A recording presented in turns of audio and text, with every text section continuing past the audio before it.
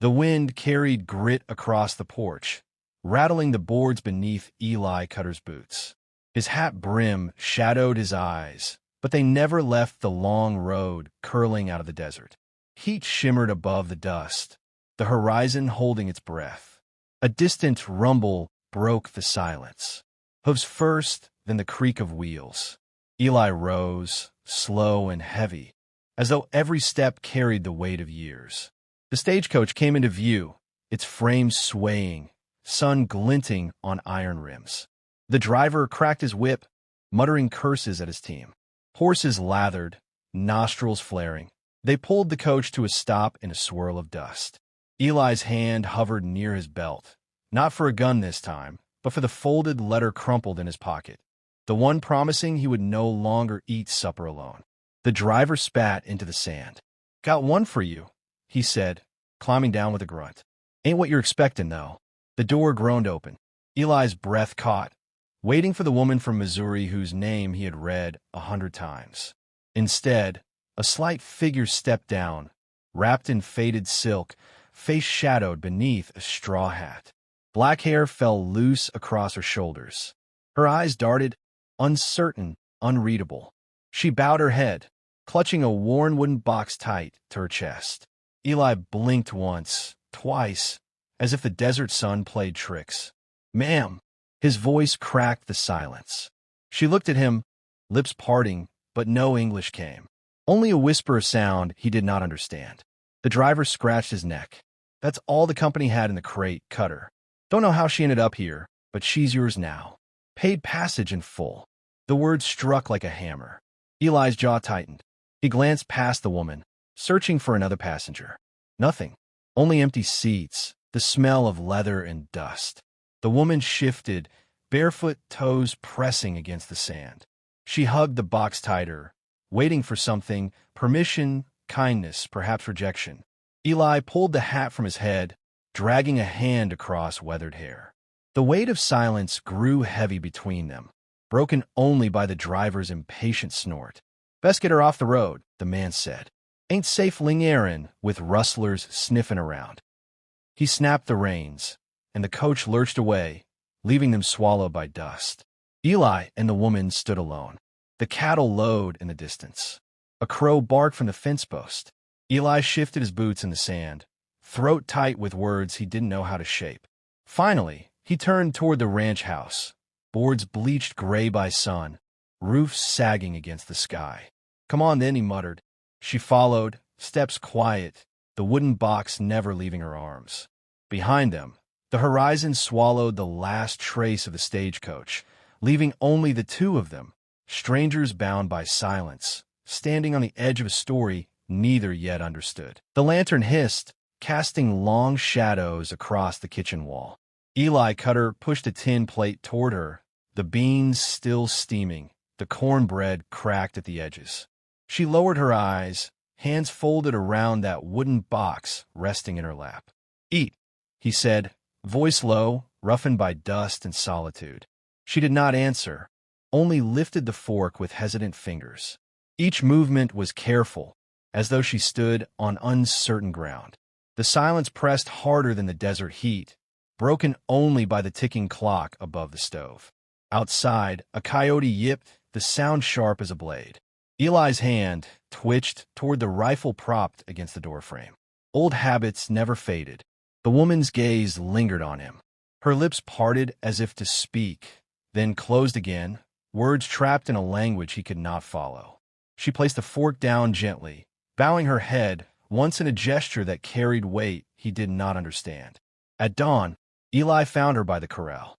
She was barefoot, skirts tucked, pulling at a broken rail with stubborn strength. The calf inside bawled, pressing against the fence. Eli strode forward, ready to shoo her back, but stopped.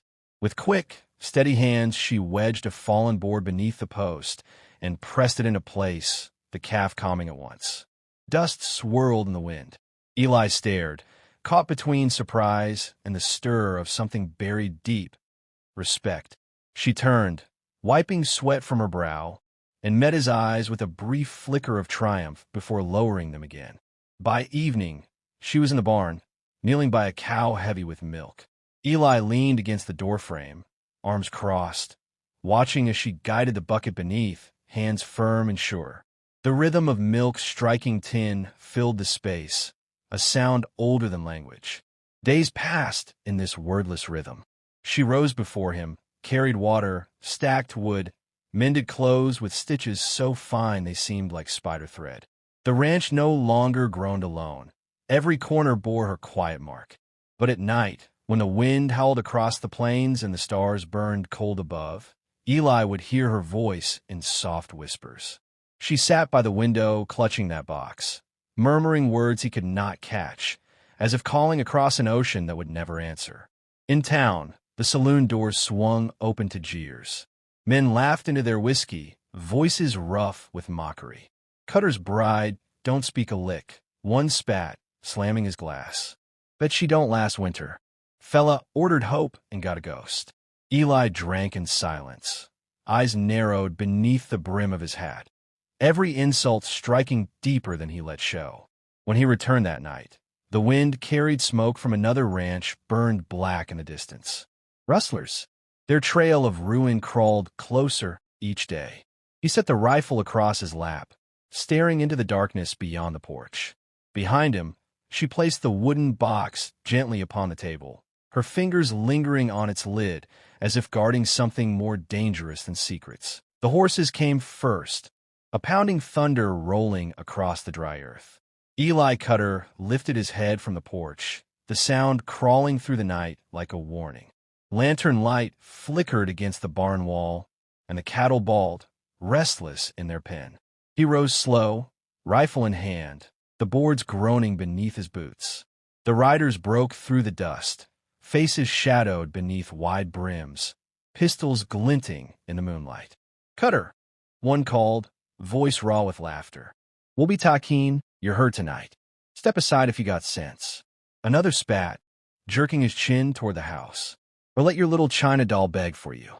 Might fetch us more than the cattle." Eli's grip tightened on the rifle. He leveled the barrel, eyes hard beneath the brim. "You'll find no cattle worth dying for."